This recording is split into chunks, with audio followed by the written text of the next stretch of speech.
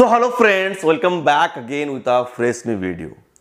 This height growth process will work better than limb lengthening surgery and इसका कोई side effect नहीं होगा बाद में, because this is a natural process.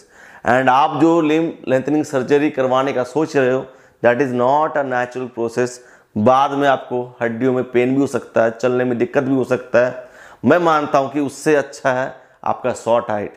जो चीज़ आप नेचुरली करेंगे वो आपके लिए बहुत बेहतर है, एंड जो चीज़ आप नेचुरल वे से नहीं करेंगे बाद में जाके उससे आपको दिक्कत जरूर होगा. बाकी जो आपका डिसीजन है वो आपके ऊपर है, मैं उसमें कोई छेड़खानी नहीं करना चाहता हूं. अगर आपको हाइट बढ़ाना है, सर्जरी करवाना है, आप कर सकते हो, दैट इज योर चॉइस. लेकिन आप इस चॉइस के बारे एक बार जरूर सुन लो अगर आपको हाइट बढ़ाना है. ठीक है. सो यहां पर मैं अपने एक स्टूडेंट के बारे में बात करना चाहता हूं. ठीक है. इसने हाइट बढ़ाया है around 7 inches in 2 years under my height growth training. मैं हाइट बढ़ाने के लिए ऑनलाइन ट्रेनिंग प्रोवाइड करता हूं.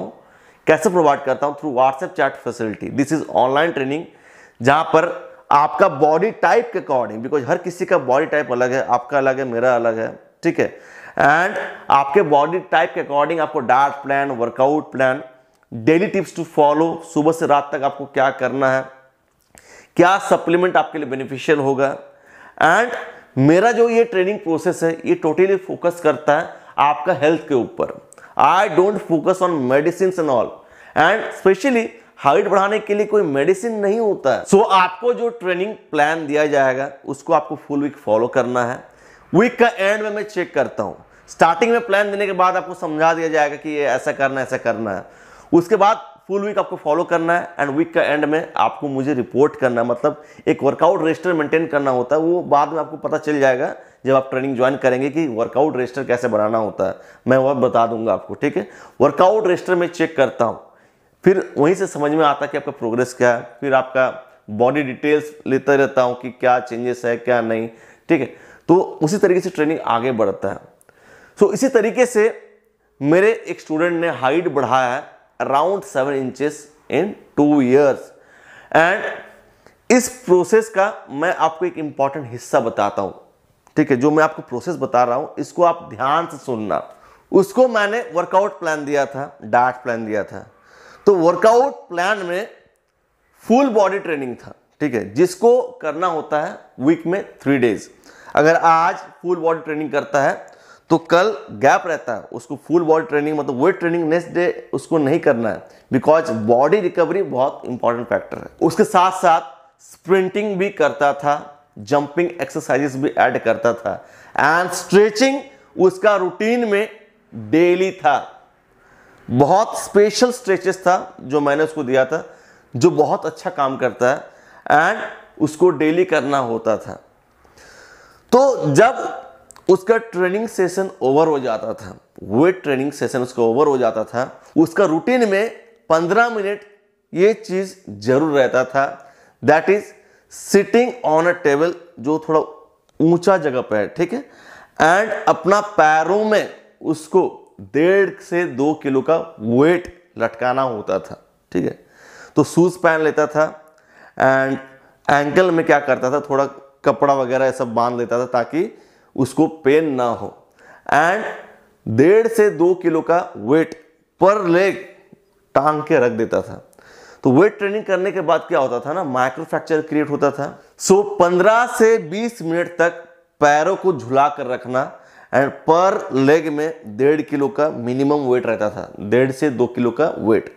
इससे क्या होता था, उसका लेग्स स्ट्रेच होता था, लेग जो बोन है वो स्ट्रेच होता था. सो स्ट्रेच होने के कारण जो माइक्रो फ्रैक्चर का गैप होता है वो इंक्रीज होता है, जिससे क्या होता है, रिकवरी करने के बाद बोन्स का लेंथ बढ़ता है एंड बोन डेंसिटी भी बढ़ता है.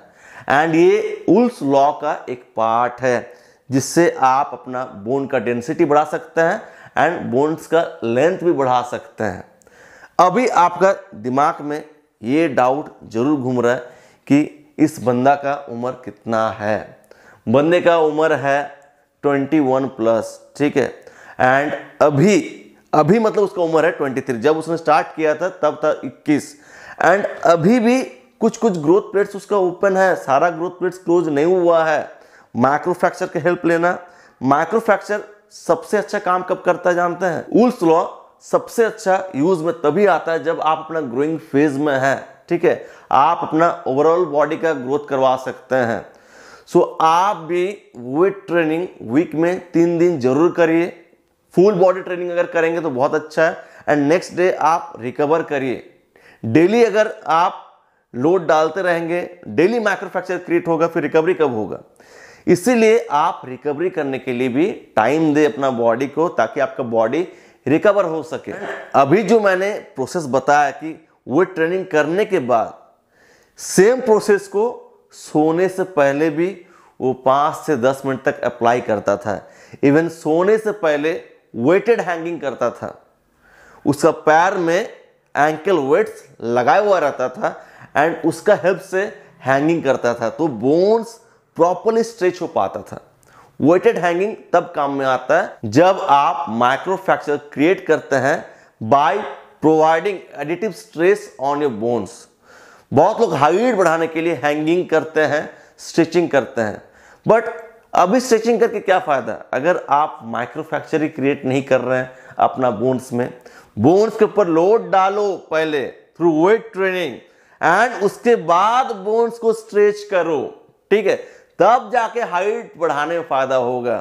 खाली हैंगिंग और स्टिचिंग करने से फायदा नहीं होगा। एक लिमिट आ जाएगा, एक पॉइंट ऐसा आएगा जहां पर स्प्रिंटिंग करने के बाद भी आप माइक्रोफ्रैक्चर क्रिएट नहीं कर पाएंगे अपना बोन्स के ऊपर। तो वेट ट्रेनिंग में क्या होता है, आज आप 5 किलो लगा रहे हैं, आपका जैसे स्ट्रेंथ बढ़ेगा आप 10 किलो भी लगाएंगे, तो 5 किलो में जितना माइक्रोफ्रैक्चर क्रिएट होगा 10 किलो में उससे ज्यादा बनेगा, ठीक है। एंड 5 किलो के अकॉर्डिंग आपका बोन्स एडजस्ट हो जाएगा, हैबिचुएटेड हो जाएगा। तो फिर 10 किलो डालना जरूरी है, उसके बाद 15 किलो डालना जरूरी है। उसके हिसाब से माइक्रोफ्रैक्चर क्रिएट होते रहेगा। स्प्रिंटिंग जब आप इनिशियली करेंगे तो माइक्रोफ्रैक्चर क्रिएट होगा, लेकिन जब आप रेगुलर बेसिस पे स्प्रिंटिंग करते रहेंगे तो आपका बोन डेंसिटी बढ़ जाएगा एंड आप माइक्रोफ्रैक्चर क्रिएट नहीं कर पाएंगे अपना बोन्स में। इसीलिए वेट ट्रेनिंग इतना ज्यादा इंपॉर्टेंट है।